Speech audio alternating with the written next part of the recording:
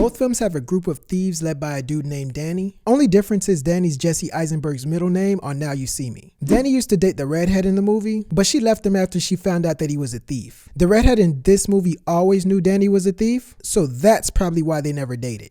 That's why you're no longer a couple. A couple? Oh, no. We were never a couple. No. Crime doesn't pay in Ocean's 11 because Danny Ocean starts the movie off in jail, gets out, and goes right back after violating his parole. Crime pays here because only innocent people go to jail in this movie and bad guys always get off the hook. There's always strength in numbers, so both movies recruit other bad guys to be good guys. But here, they recruit 4 people. In here, Danny gets 10. You think we need one more? All right, we'll get one more. Okay, I mean 11. The youngest member is a pickpocket. The guy in charge watches him steal from a stranger and gives him a business card to recruit him. The only difference is Dylan saw him steal and just stood there, while Danny saw him steal and stole from him. There's also someone who gets recruited at a live performance. One uses a lot of CGI and special effects. Yin is the real deal and didn't need special effects in this scene. Both movies have a character from the DC Cinematic Universe. Batman is in Ocean 11, and Lex Luthor and Alfred are in Now You See Me. Difference is WB got Batman's fictional sidekick to be in this movie, and in this movie, WB could only afford Ben Affleck's real-life sidekick to appear in it when they casted his little brother. When the team is assembled, they talk about their master plan. One group wants to rob 3 casinos at the same time, while the other wants to do 3 separate robberies at different times. Money's the biggest difference between the movies. Danny's crew wants to rob the vault that has about $164 million in it, which they'll split 11 ways. The vault in Now You See Me has about $500 million, and instead of splitting it 4 ways, they just divide by 1. To get funding, the bad guys are hired by a financier to one up the financer's enemy here. But over here, they take the job only to one up the financer. It's tough to cheer for bad guys in any movie unless Scorsese's directing it, but here, you don't feel too guilty about it because the people that get robbed in the movie are made whole again because of their insurance. See, the people you steal things from,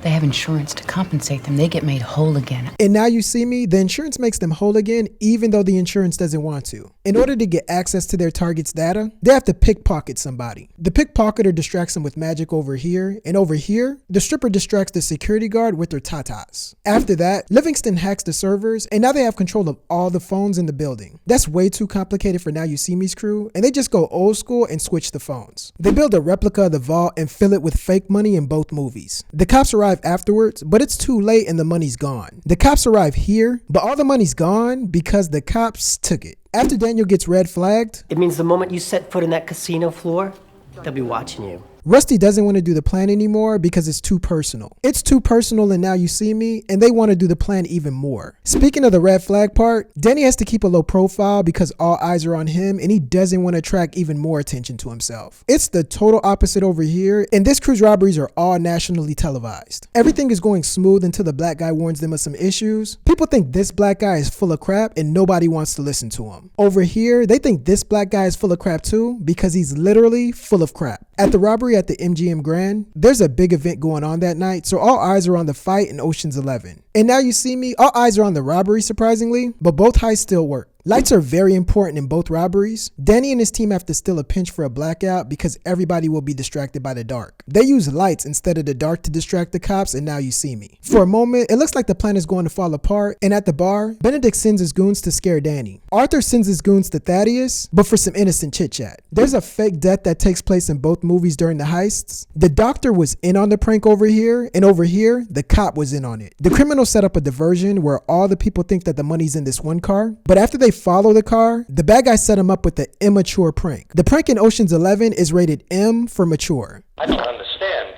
What happened to all that money? Both films show a recap of what really happened to all that money. A majority of the team hid in a vault and waited for one teammate to come and get them when the good guys weren't paying attention. And a minority of the team hid in the vault and waited for a majority of the teammates to come and get them when the good guys weren't paying attention. They take their money and go their separate ways in Ocean's 11. And Now You See Me, they leave their money and stick together. And those are 24 reasons these movies are different. So truth or dare, like and share, leave a comment under there. If you don't, that's not fair. This thing took a week to prepare. But I'm not a rapper though.